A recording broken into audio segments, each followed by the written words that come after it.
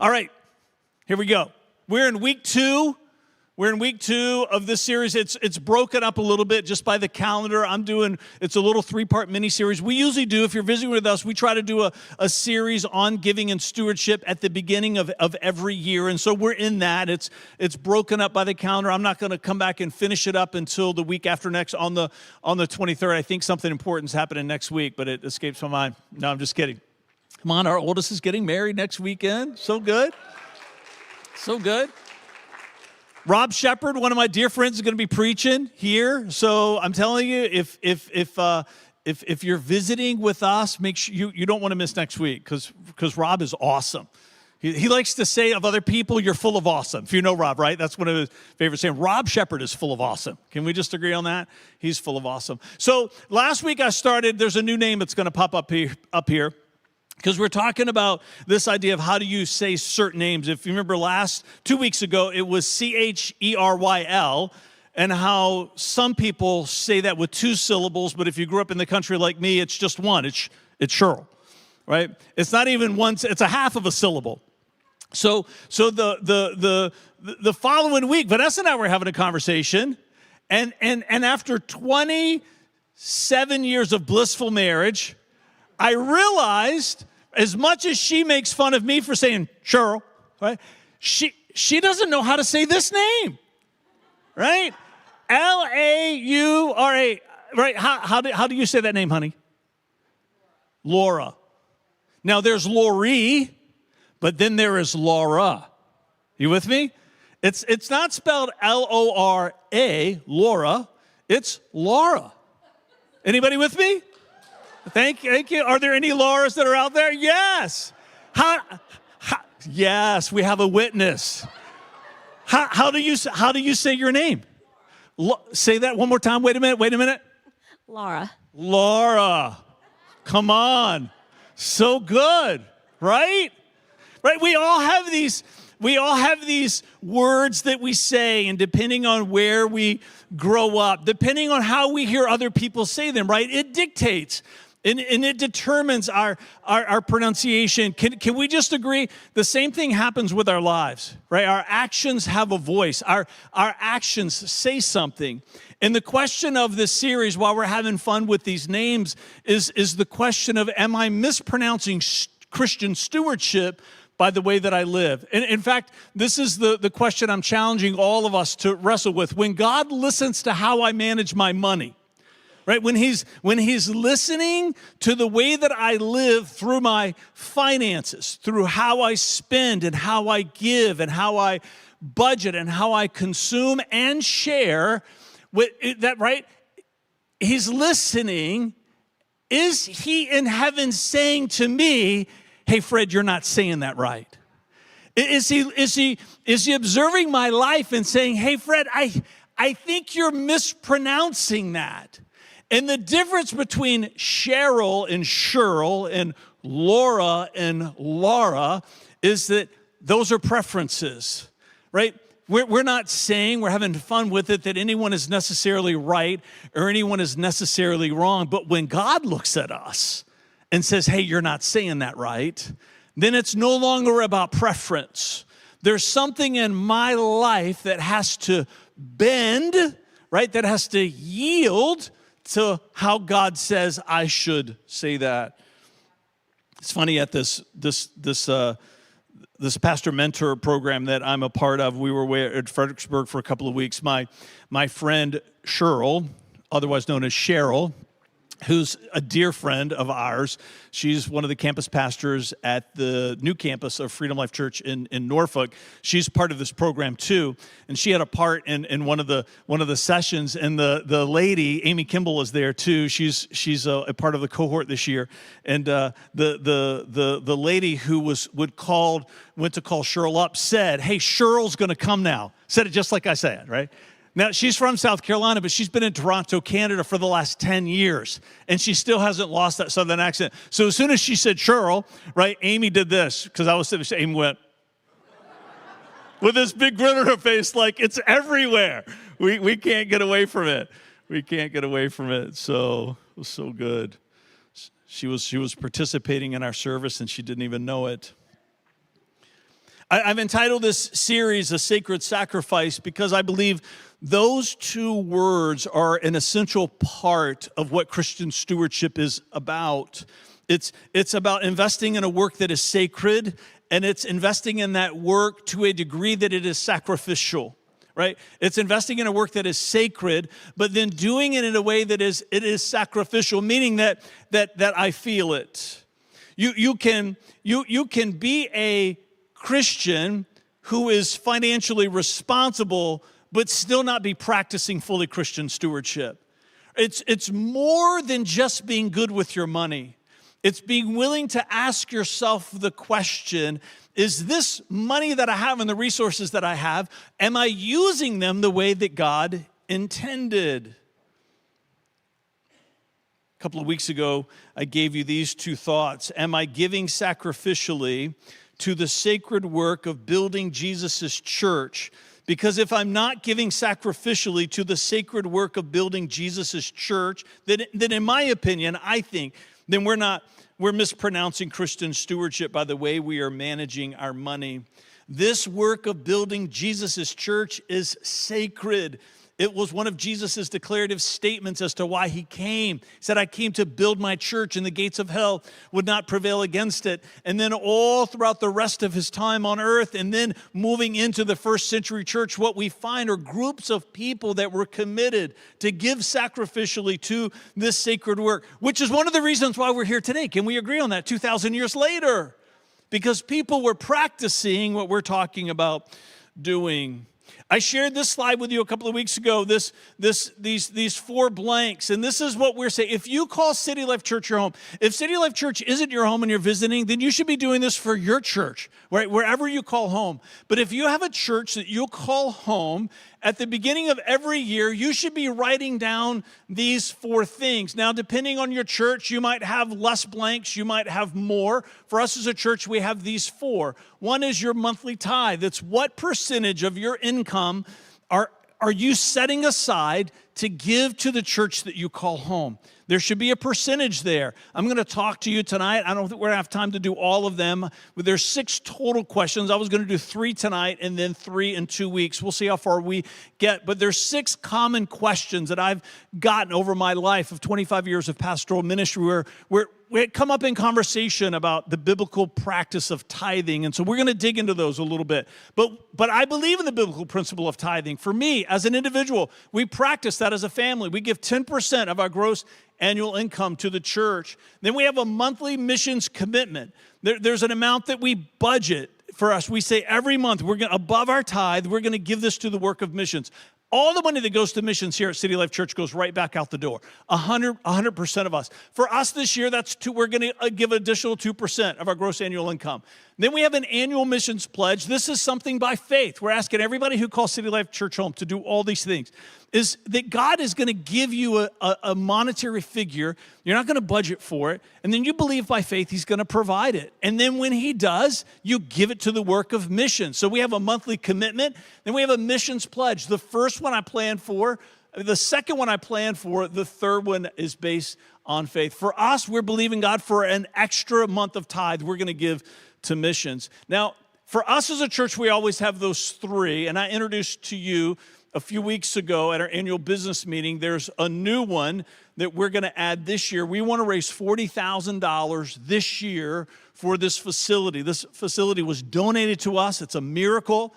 In May of 2019, I tell people all the time, it came to us debt-free. It did not come expense-free.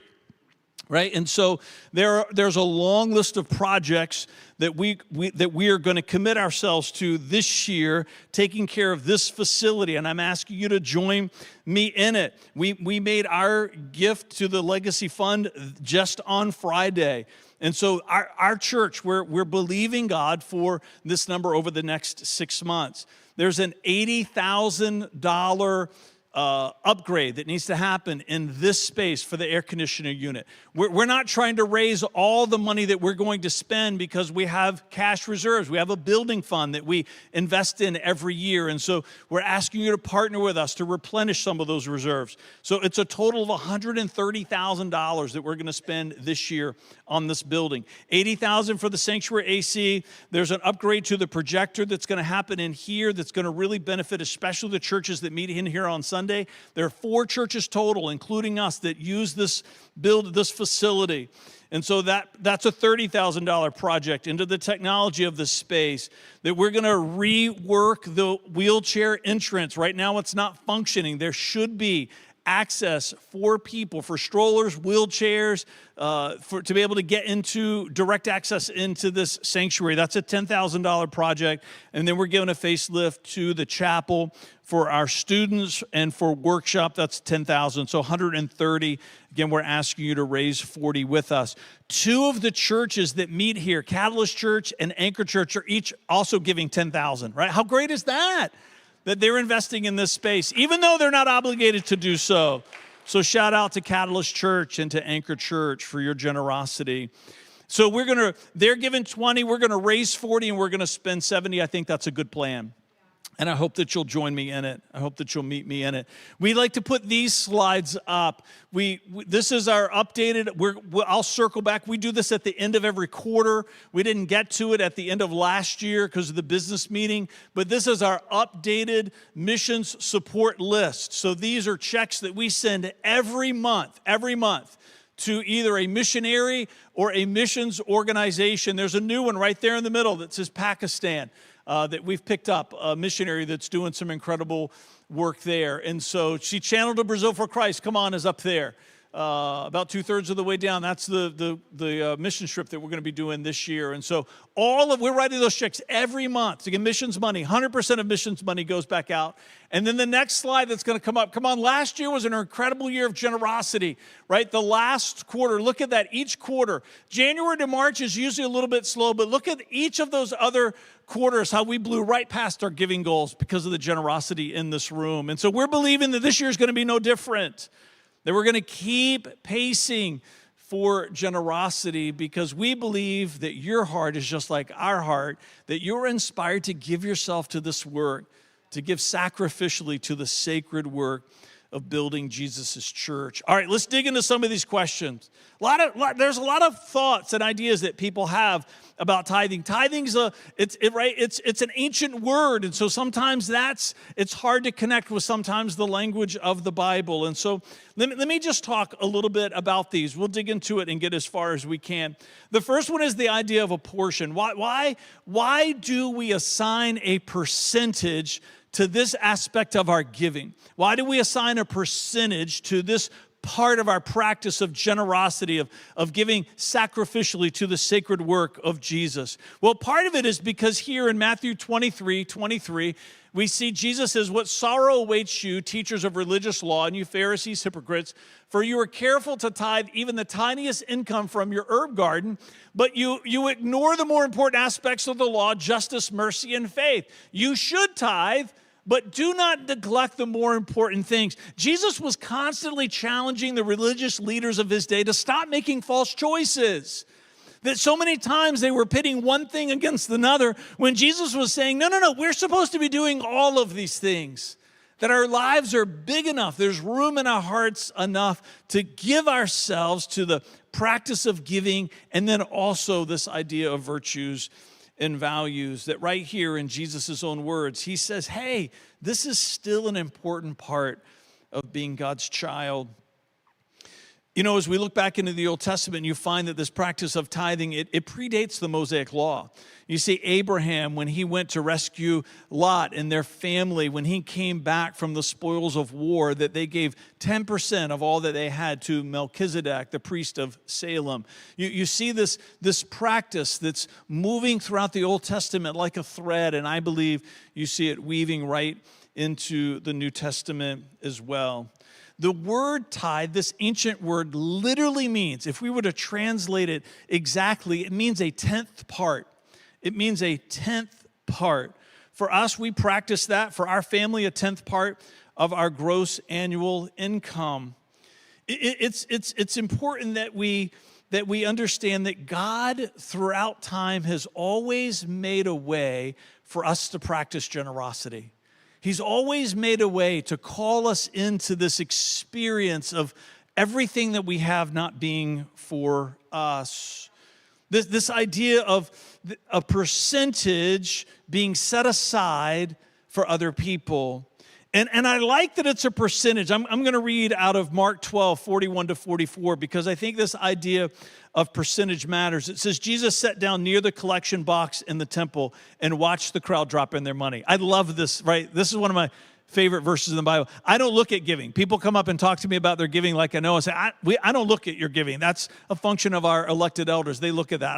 I don't know who gives what in this church. But every now and again I read this and go, maybe Jesus was on something to hear, right?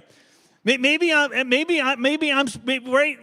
He was watching people get. How uncomfortable would that make you feel, right? It makes me uncomfortable just talking about it. He sat down near the collection box in the temple and watched the crowd. He's watching them and he's watching what they put in and he's looking back up at them. So many rich people came and put in large amounts, and then a poor widow came and dropped in 2 small coins. Jesus called his disciples and said to them, I tell you the truth, this poor widow has given more than all the others who are making contributions. It's so good, isn't it?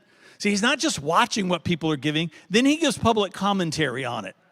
So good, so good. For they gave a tiny part of their surplus, right? But she, poor as she is, has given everything that she had to live on. I think that one of the reasons why this idea of a 10th part, a percentage, is at the heart, at the center of what I would say is Christian stewardship, is because Jesus knows a percentage, it just levels the playing field, right? It levels the playing field. Whether someone is wealthy or whether someone is under-resourced, it just puts everybody on equal footing as far as what we're supposed to set aside for the sake of others. He measures the gift, this is important, by the amount of the sacrifice, not the amount of the gift itself. It's powerful, isn't it? Because if you're not careful, you can also slip into this mindset and mentality of this idea of saying, what little I have, it won't matter. Can we just agree that what is given ultimately is not the impact? The impact is God is shaping our hearts to be like him, right? And that it is the idea of doing something sacrificially that changes you, that changes me. The portion, I believe it's still a 10th part even today. Let's talk about the consequence. The consequence. Now, I'm not going to read all of this. It's going to pop up onto the screen, Malachi 3, 7 to 10. But there's some really strong language in here. There's the term cursing is repeated multiple times. And sometimes when we read texts like this, it's off-putting to us. And I want to encourage you, it is fair that it's off-putting. Because sometimes there's language in the Bible that when we read it, we're like, that could have been written yesterday. Right? There's a timeless nature to it. But there are other texts in the Bible that they're confusing because it's an ancient language written to an ancient people who lived in ancient times, who practiced ancient customs, cultural norms. And so when you read this idea of cursing and devouring, I would say this is one of those texts that sometimes escapes us a little bit because it was written a long time ago. I think this is the heart of what God is saying when we read these verses. He's saying that, hey, when we do things his way, there's always going to be more. When we do things our way, it's always going to be less. Right? If I were to modernize this text, I would say God is saying to you and me lovingly that when we do things his way, there's always more. And that when we do our things, there's always going to be less. Sometimes this idea, this relationship that we have with God, we try to understand it through math. And sometimes God says to us, the kingdom of heaven is not limited by the earthly understanding and the earthly concept of math. Listen to this quote comes out of a book called The Blessed Life. Some of the things in this book I agree with, some I don't, right? You got to learn to do that with things that you read. Take the things that you support and leave the other things behind. But let me share with you a couple of quotes here. It says, being blessed means having supernatural power working for you. By contrast, being cursed means having supernatural power working against you, right? It's this idea of God saying he calls us into obedience because he's trying to help us to experience this. When we do things his way, there's more. And when we do things our way, there's less. And that's not just with money. Can we agree on that? There's just this idea of abundance that we experience in this life when we give ourselves to the ways of God. This is the other part. This is important. The principle of the first fruits is very, very powerful. Right? He writes, I've heard it said that any first thing given is never lost, and any first thing not given is always lost. In other words, what we give to God, we don't lose because God redeems it for us. But what we withhold from God, we will always lose. Jesus shows this for us, echoes this principle when he said, whoever wants to save his life will lose it, but whoever loses his life for me will find it, right? Sometimes there's a backwardness to the kingdom of heaven. When our kids were growing up and we were teaching and talking to them about the principle of tithing, we often said to them, hey, 90% with God's favor is always going to be more than 100% without, right? 90% with God's favor is always going to amount to more. Not because of math, but because of the sovereignty of God. 10% less is less in that moment, right? When we're setting aside 10%, it feels like I have less than I started. And this is the tension that comes in, right, for Christianity. So many times God calls us into a place of faith that sometimes our human mind and our earthly intellect has a hard time grasping. It's hard for us to see 90% as more because it's always less in every other situation. But God says that's not the case with this. When we were teaching our kids about giving and tithing, we taught them that tithing ultimately is about redemption. It's about redeeming what remains with that first gift that we set aside. Now, these might be new concepts for you. I get that. And so my encouragement to you, just like what we were talking about with worship, is dipping your toe into the water of worship, is being willing to just dip your toe in the water with some of these biblical ideas and some of these biblical concepts. It might seem to you just crazy to operate and live your life this way. And so our invitation to you is come and see. For many of us who have been walking and living this way for many years, there is a consequence. There's always a consequence. There's always a result when it comes to obedience. It's what becomes of what remains that ultimately matters. You with me? It's what becomes of what remains that ultimately matters. All right, we're going to make it. The next one is this. Somebody say the priority. The priority. 1 Corinthians 16, 1 through 2. 1 Corinthians 16, 1 through 2 reads this way. Now, regarding your question about the money being collected for God's people in Jerusalem, you should follow the same procedure I gave to the churches in Galatia. On the first day of each week, you should each put aside a portion of the money you have earned, and don't wait until I get there and then try to connect it all at once. We remember, right, the reason why the books of the Bible are named the way that they are for most of them, some are named because of the author that wrote them, right?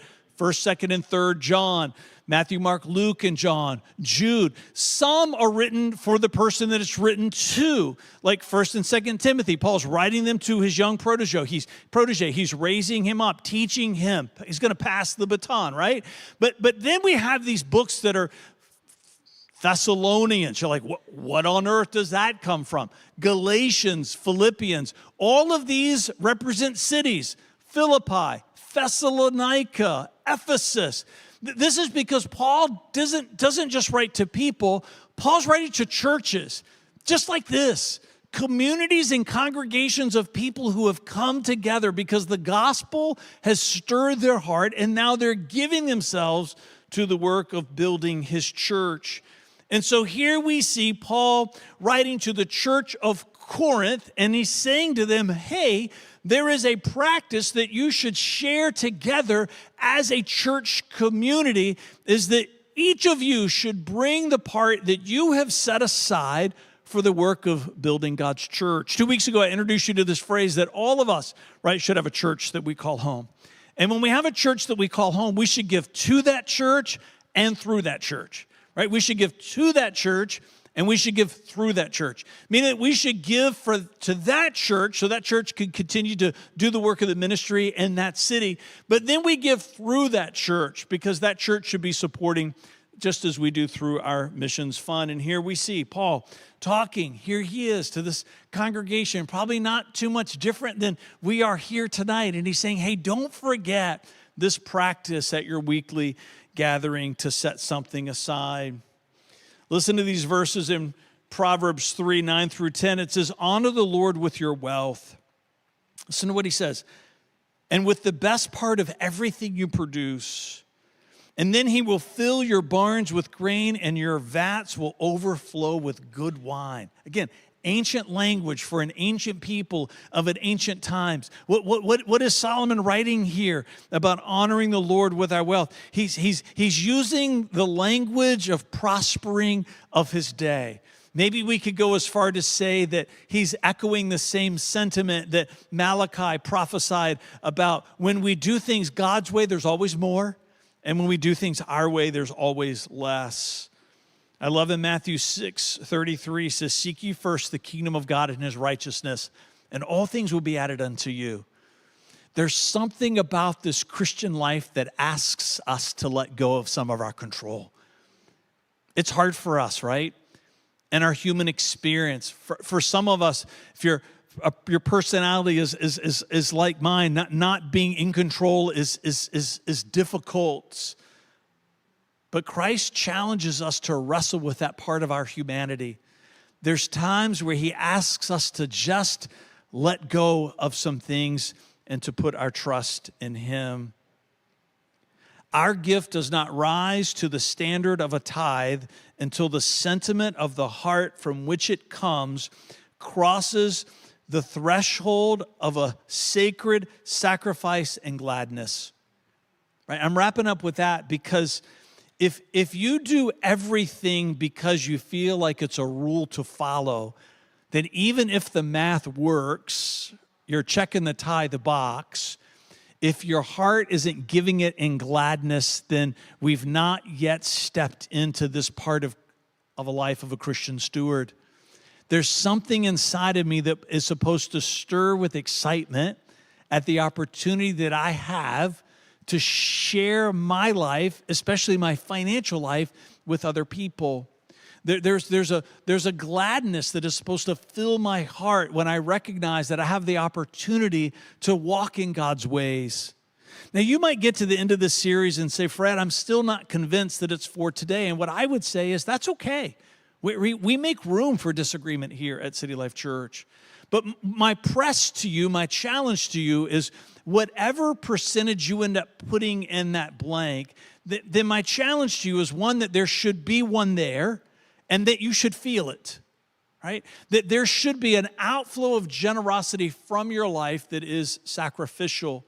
So even if at the end of this series that my presentation hasn't been convincing to say biblical tithe, that you believe that tithing is a biblical principle for today, then I would say then you live a life that expresses sacrificial generosity in a different way.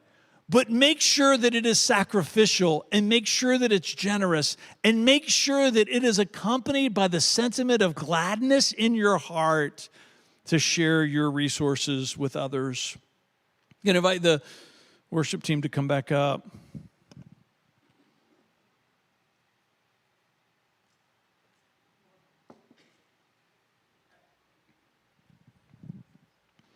How are you pronouncing Christian stewardship? By the way you're managing your household finances. Let me say it again. How are you pronouncing Christian stewardship? By the way you're managing your household finances. Am I giving sacrificially to the sacred work of building Jesus' church to and through the church that you call home? There's a verse in Psalm 24:1 that's a sentiment that's echoed all throughout Scripture. And it says, the earth is the Lord's and the fullness thereof. The earth is the Lord's and the fullness thereof. So something shifts in us when we look at everything that we have and we stop looking at everything that we have as if we have it. Something shifts in us when we look at everything that's in our possession and under our authority as belonging to Him, and that He has entrusted it to us to use it in a way that He desires. You with me? It's the same as if when you're living in your house or when you're house sitting for someone else. It's the same as when you're driving your car or when you've borrowed someone else's. You tracking with me? It's the same as, here we go, when you're parenting your kids or when you're watching someone else's for them, right? There is a change of perspective. There is a shift in mentality when I remember that what I am responsible for does not belong to me. Something shifts inside of us when we make that pivot with everything that we have. All that I own in the end is not mine. It's His. And He entrusted it to me to care for it, to use it, for some of it to enjoy, absolutely. But even then, it's because God commands it. Even then, He relishes in the enjoyment, right, of this life that we can share. May it be that always part of our conversation that we find ourselves saying, God, what do you want me to do with this that belongs to you? Stand with me.